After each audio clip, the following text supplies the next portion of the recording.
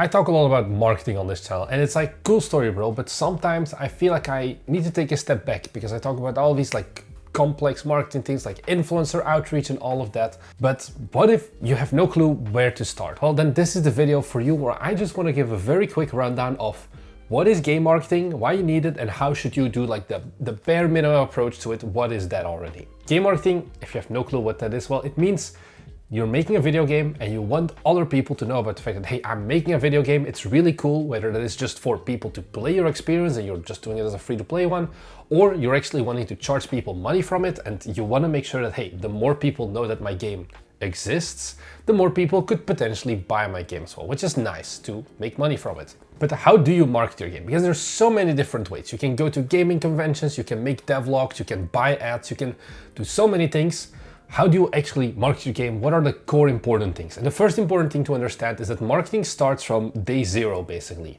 The moment you think of, this is the game I'm gonna be making, this is when game marketing already starts. And what we talk about here is the concept of market research, where you look at, okay, I'm gonna be making a cool specific game, or at least you think it's cool. Is this a game that other people are going to be interested in as well? And this is where you often have that trope of, hey, everyone wants to make a 2D platformer, but nobody wants to actually buy a 2D platform. Like, it's a notoriously hard genre to earn any money in. We're talking about median revenues of less than $100 for probably months or even years of work sometimes. So market research is the point where you take your genre, once you have that idea basically of, hey, I'm going to be making a city builder where I make my own little Viking city or whatever, and you look at, okay, what games are out there? How are the games performing? Is there a demand for this, or have basically no games really released in the last few years that have been successful? A good site that I personally use for it is Gamealytic, where you can add things like filters. You can see, okay, when were certain games released? I would generally advise also filtering out games released before, well, at the date of this video,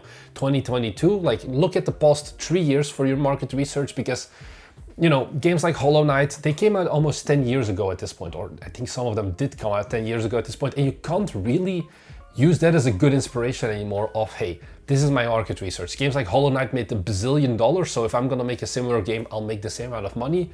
That's not what happens. The market keeps changing, your audience keeps demanding more and more of you.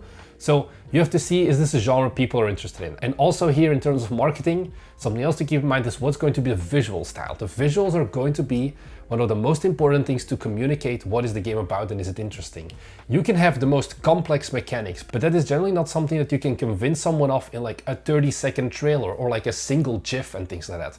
The first contact points of marketing usually start purely with visuals. And I know that may sound shallow, but the prettier your game looks, the easier of a time you're going to have marketing your game. It's going to be infinitely easier marketing a mediocre mechanical game with really good visuals versus marketing a super in-depth mechanical game with bad or mediocre visuals. Like, there is definitely a difference there, where most of your regular players will put more value into the visuals of your game than the actual complex mechanics, because if your game isn't good to look at, they probably won't ever give it a go and try to find those specific mechanics. Okay, with that out of the way, let's talk about the word that you'll hear so often when it comes to marketing: wish lists. Wish list is a concept of Steam. So Steam is going to be your main platform most likely if you want to release games on PC. And what Steam offers is the concept of wish listing. So you have store pages, which is where you can make screenshots, trailers, and explanations about your game. And you release these in advance, as far as you can basically in advance. The moment you have a game that looks somewhat decent, you would put up a store page. And then from the moment that your Steam page is live, you get a marketing goal. And that is getting as much wishlist as possible, because the more wishlist you have means the more people are interested in your game. And that also leads into, hey, your game is going to release. The moment your game releases, every single person who has wishlisted your game will get an email stating that, hey, remember this game that you wishlisted? It's finally out. You can go and buy it right now. And that is what you, the developer, want. The more people can get that email, the more people most likely have a chance of converting as well. And this is where you hear a lot of numbers being thrown around of like, hey, you need to have at least 7,000 wishlists or 10,000 wishlists for your game to be successful. And then you have conversion rates as well of, hey, for every 10 wishlists, basically one person will actually buy the game. These things they vary a lot. Don't stare yourself blindly on the metric and be like, oh, I'm at 6,000 wishlist, I'm never going to get any success from my game. That's not exactly how it works. There are different quality levels as well of wishlist. You can buy bullet wishlists for all I care. Those will of course not convert as well as regular, organic, real people wishlisting your game. But wishlisting generally is the best measure that you can have as a developer of how successful is my game going to be upon launch. Now, how do you actually increase those wishlists? Because Steam doesn't do that much for you, honestly, to organically increase it. Yeah, they do festivals, but it's not like you put up your store page and you don't touch it at all and you just wait until Steam has pushed your game to enough people to get that magical number of the amount of wishlists you want to have. There are two main marketing approaches that I want to cover here.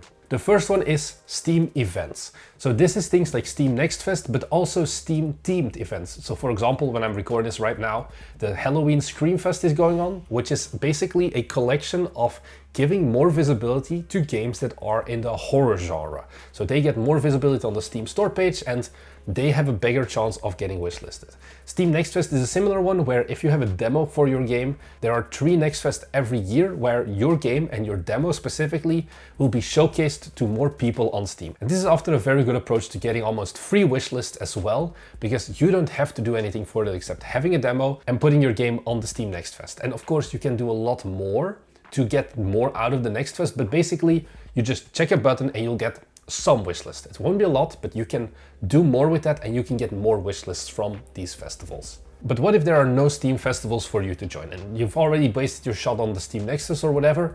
Well, in that case, my second biggest suggestion in terms of marketing your game is something called influencer marketing.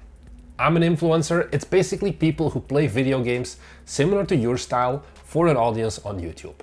What I don't mean with this is start making content about your own game. So you, the developer, start your own devlog channel and you start making your own TikToks and shorts about, hey, this is my game, go and wishlist it.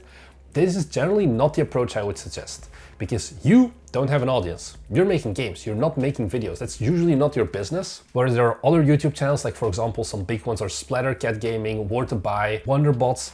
And what they focus on is playing cool indie games for their audience. And we're talking about hundreds of thousands of subscribers in this case. And you're going to have a much better chance and a much higher conversion rate by leveraging their audience and by offering them a cool game to play, which is gonna be your game, hopefully. Once again, it comes back into, hey, having a marketable game and having a good looking game is going to be more incentivizing for those influencers with already larger pre-existing audiences, that it becomes worth it for them to play your game and give you more visibility. And if you have some good influencer coverage and like someone picks up your game, we're talking about potentially hundreds of thousands of views, which can lead to like getting a few hundred or even a few thousand wishlists from just one video. And those videos come from just sending an email to the influencer of like, hey, do you want to play my game? I made a video all about how you should do that over there that you can check out that goes more into the in-depth process.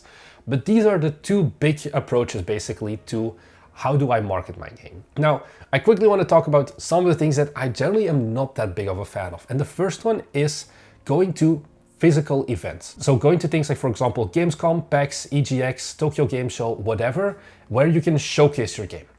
It is generally not worth it because of the actual cost associated money-wise. The previous two things I talked about, festivals and influencer marketing, you can do completely for free. However, if you want to go to a physical event, either you have to pay for a booth, or some events also have like a free selection of indie games that like you have to apply for, and then you might get a free indie booth slot. And those still, you know, you have to go to the event. There's a cost of like your hotel, your housing, whatever, traveling down to the conference that it generally honestly isn't that worth it. And the wish lists you get from these events are also abysmally low usually. For even top of the line events like Gamescom, you're talking about like 1,000, maybe 1,500 wish lists, just from the nature of it being a physical event and there being a limit to how many people can walk past your booth, which means that, hey, if you're spending for Gamescom like 3,000 to 7,000 euros on a booth, well, you're not getting a good return on investment from that. So I'm not a big fan of that. One thing that you do have as a benefit to these physical events, but it's often still not worth it, is that they often come with an accompanying Steam event. If you can participate with that, well, then you get like featured on Steam itself, which is a bonus, but it's not something you can plan for. A second thing that also isn't generally worth this is advertising. You see some games do advertising, but it's not something honestly for indie game devs that is worth it, because we're looking there at a cost per wish list of about $5 to $7 or even $8.